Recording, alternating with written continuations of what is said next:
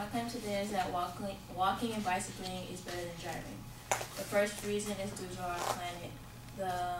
According to the Environmental Protection Agency, the majority of the pollution in Earth's ozone is due to the use of vehicles today, because one vehicle each year produces over 11,000 pounds of carbon dioxide.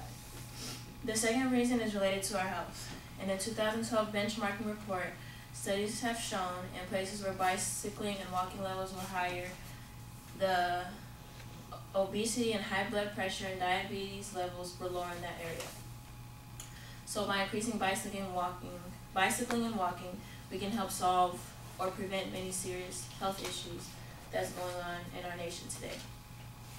Lastly, walking and biking is better because it enables you to save a lot of money. The Massachusetts Department of Transportation has stated, when you go car-free, you save on fuel, maintenance, parking fees, gym memberships, and traffic tickets. The hassles of driving, including the traffic, the constant need to refill for gas, and finding parking, aren't included when one is walking or riding a bike.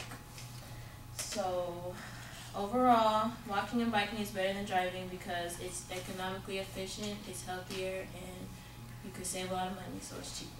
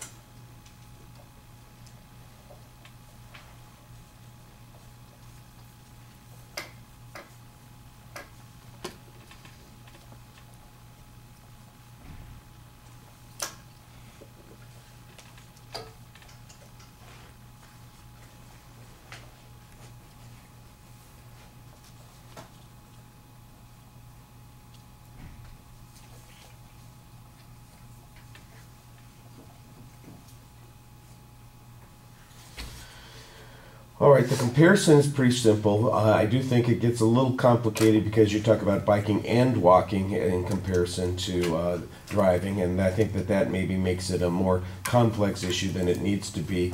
The argument about pollution seems to be a separate issue from most of the other benefits that you're talking about, and I think that that there might be a better argument to make just on pollution and keep it separate from the health issue.